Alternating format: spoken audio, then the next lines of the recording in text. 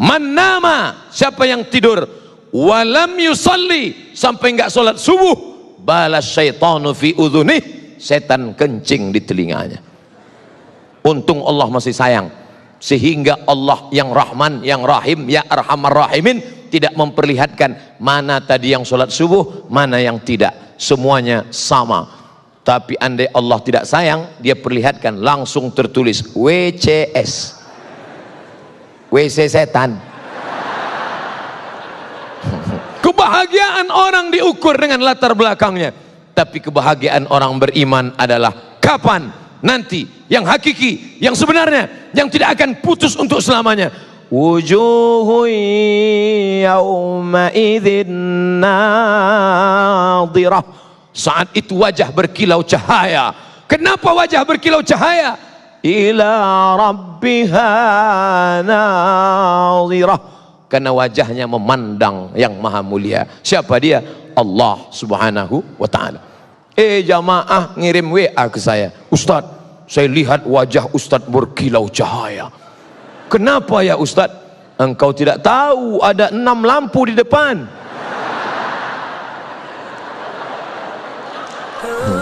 Assalamualaikum warahmatullahi wabarakatuh. Hai sahabat religiwan semuanya, semoga usia bertambah, istiqomah juga semakin bertambah, amal bertambah, maka bertambah pula kesiapan kita untuk tetap menebar kebaikan. Assalamualaikum warahmatullahi wabarakatuh. Tema kita bersatu menuju kebahagiaan yang hakiki. Bersatu, kitalah yang paling mungkin untuk bersatu. Kenapa demikian? Pertama, Tuhannya berapa? Qul huwallahu ahad. Tentu kelanjutan itu hafal semua. Allahus samad. Qul huwallahu ahad. Allah Esa, tunggal, tidak berbilang. Labbaik Allahumma labbaik, labbaika la syarika laka labbaik. Tidak ada sekutu bagimu, Allah saja, tidak ada yang lain. Allahnya satu, kiblatnya berapa kiblatnya? Satu. Fawalli wajhaka syatral masjidil haram. Bahasa yang dipakai dalam sholat berapa? Satu. Ada orang sholat pakai bahasa selain Arab? Tidak ada. Kalau ada, berarti dia sudah masuk penistaan agama. Tidak boleh. Lalu kemudian kiblat satu, Allah satu, Sayyidul Anbiya wal Mursalin, Nabi Muhammad sallallahu alaihi wasallam. La nabiyya ba'dah. Tidak ada lagi nabi sesudah itu. Ada nabi susulan. Nabi KW 1. Gak bisa. Tapi cerdasnya bapak-bapak kepolisian, yang ngaku nabi ditangkap, yang ngaku Jibril pun ditangkap, dikonfrontir. Kamu ngaku Jibril? Iya. Kamu ngaku nabi? Iya.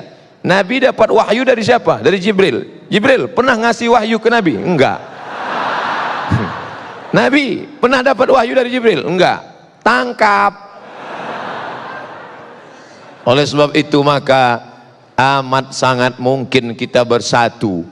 Jerman pakai bahasa Jerman, Prancis pakai bahasa Prancis, Portugis pakai bahasa Portugal.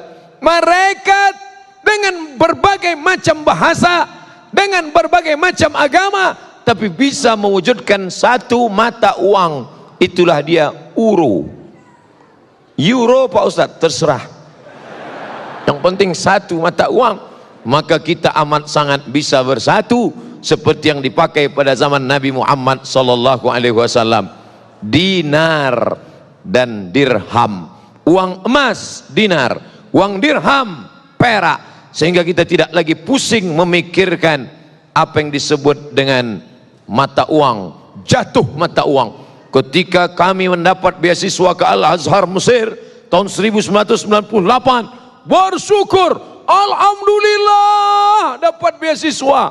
Tapi di saat itu melambung $1 yang awalnya 2.500 menjadi 17.000. Melambung. Beberapa teman tidak berangkat, tapi Al-Azhar Mesir Masya Allah yang tidak berangkat langsung dikirim tiket. Kami yang berangkat sudah beli tiket duluan, menyesal. Kalau tahu begitu kemarin ngaku susah aja nggak berangkat. Tapi ternyata begitulah keadilan Allah subhanahu wa ta'ala. Cerita masalah bersatu tidak amat sangat mungkin bersatu. Tapi kenapa pada kenyataannya jangankan menyatukan mata uang, jangankan menyatukan kesepakatan, tapi menyatukan solat subuh pun payah. Masih ada orang yang tidak mau solat subuh di masjid ini. Kenapa? Karena tidak pakai kunut. Saya nggak mau solat di masjid Pak Ustadz. Kenapa? Karena berkunut. Padahal antara berkunut dengan tidak berkunut dua-duanya sah. Yang jadi masalah yang nggak solat subuh. Berdebat masalah kunut dengan tidak kunut sampai jam 2 malam. Habis suara tegang urat leher.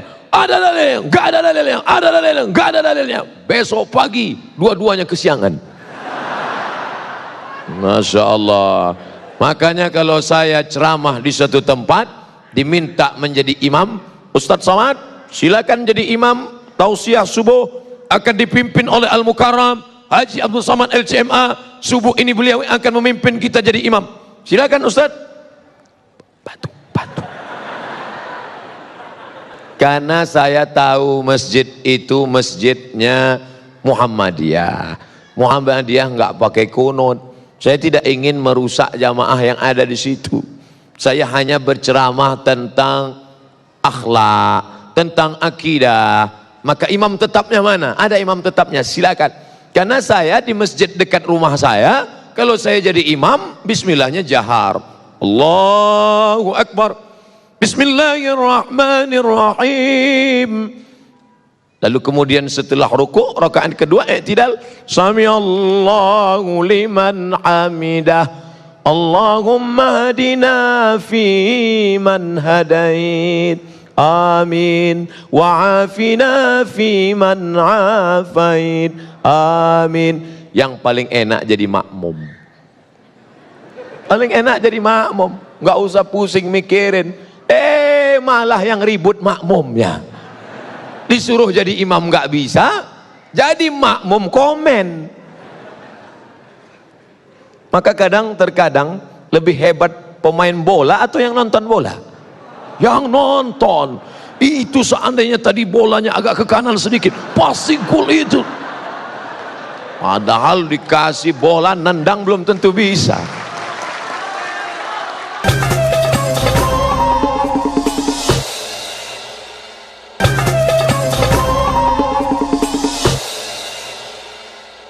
Nabinya kan satu. Iya. Loh, kok bisa ada mazhab Hanafi, ada mazhab Maliki, ada mazhab Syafi'i, ada mazhab Hambali? Riwayatnya banyak, Mas. Saya nggak mau ikut Imam Syafi'i, saya nggak mau ikut Imam Hanafi, saya nggak mau ikut Imam Maliki. Saya maunya langsung kepada Sahih Al-Bukhari. Langsung aja ke Sahih Bukhari. Oh gitu ya? Iya. Jadi Sahih Bukhari itu siapa yang punya? Pokoknya Bukhari. Bukhari itu nama kampung, namanya Bukhara. Orang Bukhara disebut Al-Bukhari, orang Makkah disebut Al-Makki, orang Madinah disebut Al-Madani, orang Mesir disebut Al-Misri, orang Bukhara disebut Al-Bukhari, orang Bandung disebut Al-Bandungi. Nah, itu nama negeri asalnya. Sedangkan nama dia Muhammad bin Ismail bin Ibrahim bin Al-Mughirah bin Bardisbah Al-Bukhari. Dia punya guru. Siapa nama gurunya? Ahmad bin Hambal. Meninggal 241. Ahmad bin Hambal punya guru. Siapa gurunya? Muhammad bin Idris Asy-Syafi'i. Imam Syafi'i. Syafi'i punya guru. Siapa namanya? Imam Malik bin Anas Maliki.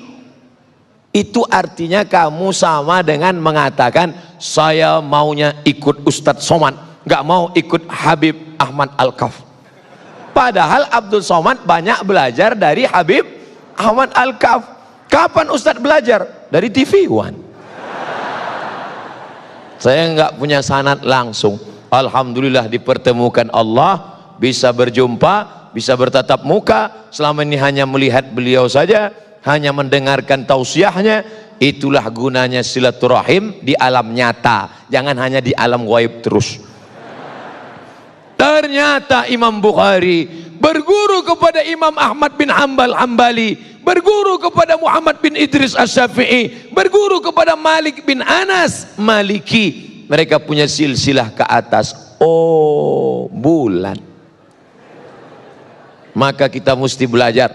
Saya nggak mau ikut ulama, saya maunya langsung ke Quran, baca Quran langsung. Ulama ini manusia, mungkin saja salah, mungkin saja keliru. Ngapain ikut ulama? Saya mau langsungnya ke Quran saja. Buka Quran kamu, coba baca ayat. Fi qulubihim maradun. Apa artinya? Sebentar ya Ustaz, saya lihat terjemah dulu. Yang nerjemah itu siapa? Ulama, Kementerian Agama, Departemen Agama, disusun oleh para ulama. Tapi katanya nggak mau ikut ulama, kecuali yang ini. Kita semua ngikut ulama, betul? Yang nggak boleh itu hanya mazhab Syafi'i saja yang benar, lain daripada ini salah, masuk neraka jahanam. Surga itu isinya saya, istri saya, mertua saya, guru saya. Loh, lawang surga itu luas sekali. Wasari'u ila maghfiratin min rabbikum, bersegeralah pada ampunan Rabbmu, wa jannatin, surga, ardu as-samawat, luasnya seluas langit, wal ard, seluas bumi. Langit tak terbatas, bumi 7 lapis ke bawah, lebih luas lagi surga. Surga luas sekali, ngapain kamu kapling? Yang penting passwordnya sama, asyhadu an la ilaha illallah wa asyhadu anna muhammadan rasulullah. Saya satu majelis dengan Habib Syekh, majelis solawatan. Habib Syekh solawat, saya tausiah. Habis itu Habib Syekh di sela-sela solawat, beliau tausiah pendek. Saya ingat ucapan Habib Syekh, apa kata beliau? Sing Muhammadiyah mlebu nang surga, sing NU mlebu kabeh. Akhirnya orang NU masuk ke dalam surga. Ini masih kata Habib Syekh, dia kaget, dia lihat, loh ternyata orang Muhammadiyah ada,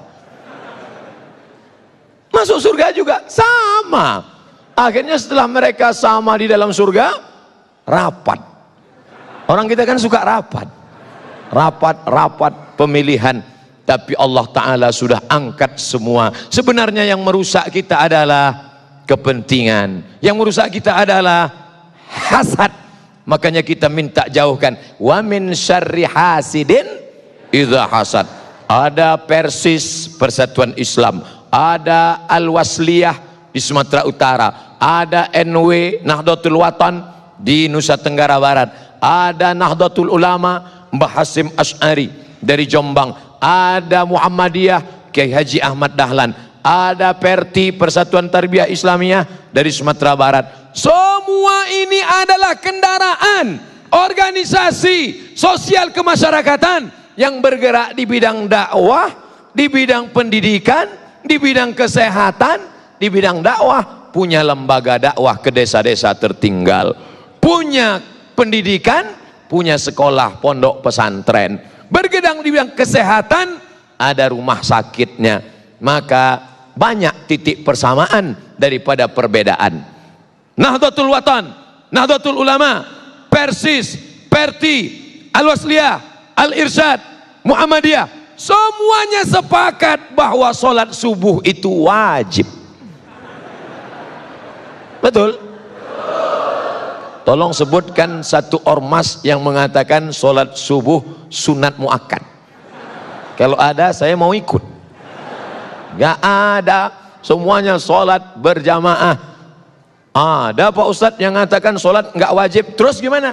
Namanya mazhab eling. As-salatu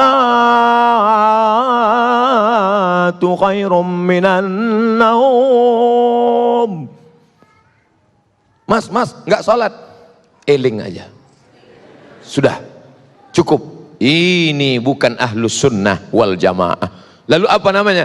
Ahlun naum wal kasal. Orang yang suka tidur dan malas. Man nama, siapa yang tidur walam yusalli, sampai enggak sholat subuh, balas syaitanu fi udhunih, setan kencing di telinganya. Untung Allah masih sayang, sehingga Allah yang Rahman, yang Rahim, ya Arhamar Rahimin tidak memperlihatkan mana tadi yang sholat subuh, mana yang tidak, semuanya sama. Tapi andai Allah tidak sayang, dia perlihatkan langsung tertulis WCS, WC setan. Sedangkan WC manusia aja bau setan, apalagi WC setan. Nggak mungkin bau manusia. Ustadz dari tadi kok mandangnya ke sana, mandangnya ke sana. Kenapa tidak melihat ke depan? Saya takut terjadi fitnah. Padahal ceramahnya tidak tentang sedih. Kenapa dikasih tisu? Rupanya keringat. Oh, baru saya tahu. Allahu Akbar itu diteriakkan waktu mau perang, bukan waktu ustadz ngelap keringat.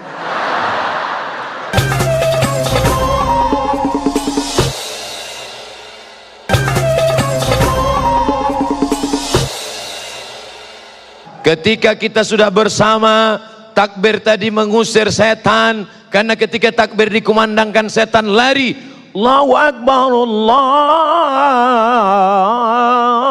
Akbar. Oh!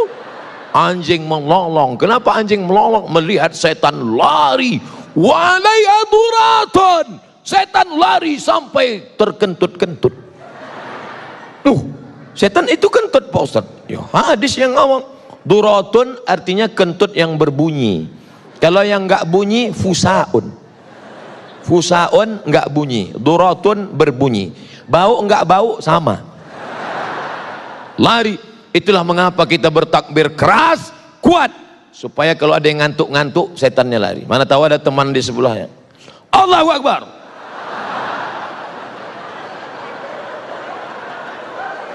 Allahu Akbar. Lari setan.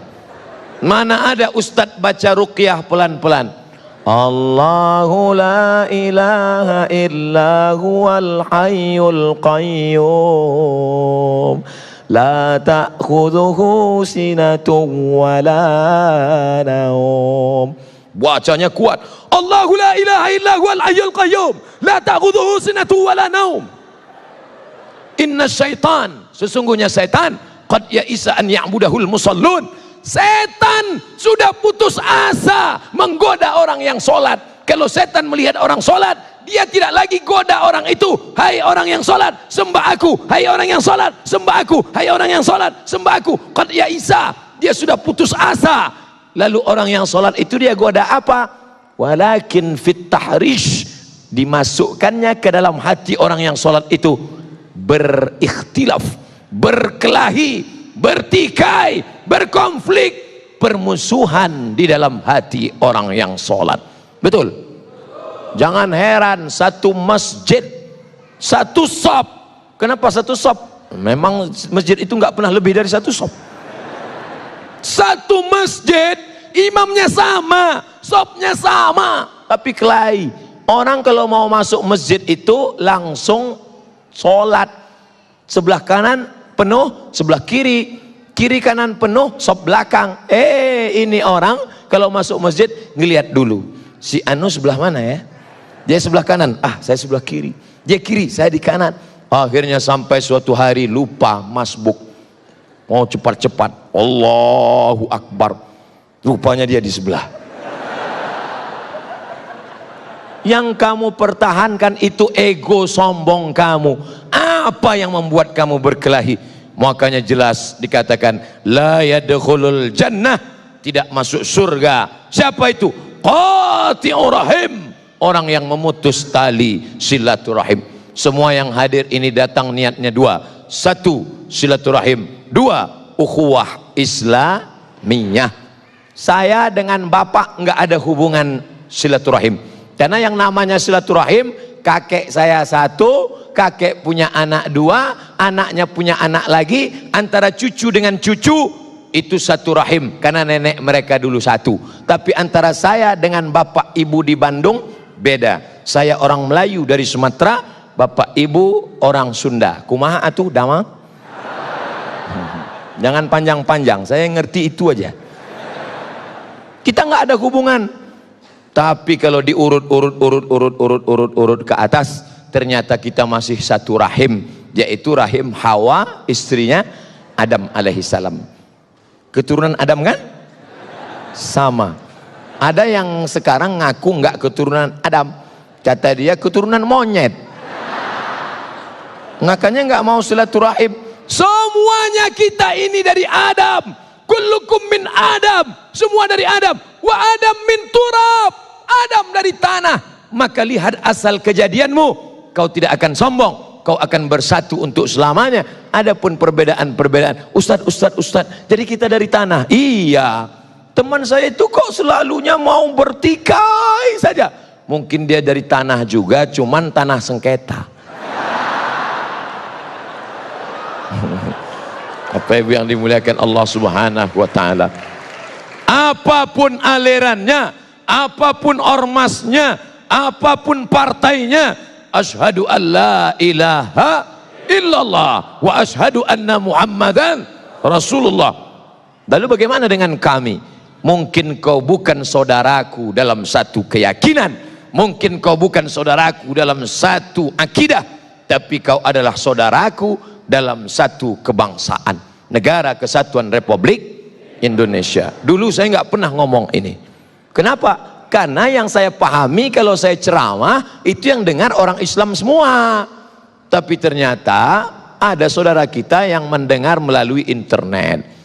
Dia tersinggung, loh kami kok nggak disebut? Ya salah sendiri, kenapa nggak masuk ke masjid? Bapak Ibu yang dimuliakan Allah Subhanahu wa ta'ala, maka kita bersama bersatu. Selama di Bandung tidak satu pun ada yang bertanya kepada saya, Ustadz NU apa Muhammadiyah? Nggak ada yang nanya sama saya. Sampai akhirnya saya ceramah ke suatu tempat, Ustadz dari ormas mana? Ya saya ormasnya banyak, macam-macam, karena saya memahami itu adalah kendaraan, itu adalah wasilah, itu adalah jalan. Maka kita ini semua akan masuk ke dalam surga Allah dengan syarat menjadi umat Muhammad sallallahu alaihi wasallam. Lalu kemudian kebahagiaan hakiki, kebenaran hakiki, kapan baru kita rasakan? Seorang petani akan merasa bahagia kapan? Ketika padi sudah mulai menguning, bahagia. Seorang pedagang kapan? Ketika orang ramai. Pedagang kalau sudah ngelihat ramai begini, wah ini kalau jualan laku nih. Politikus kalau ngelihat ramai begini, wah ini 2 kursi nih.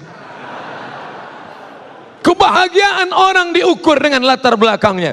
Tapi kebahagiaan orang beriman adalah kapan? Nanti yang hakiki, yang sebenarnya, yang tidak akan putus untuk selamanya. Wujuhu yawma idzin nadhirah. Saat itu wajah berkilau cahaya. Kenapa wajah berkilau cahaya? Ila rabbiha nadhirah. Karena wajahnya memandang yang maha mulia. Siapa dia? Allah Subhanahu wa ta'ala. Jamaah ngirim WA ke saya, Ustadz, saya lihat wajah Ustadz berkilau cahaya. Kenapa ya Ustadz? Engkau tidak tahu ada 6 lampu di depan.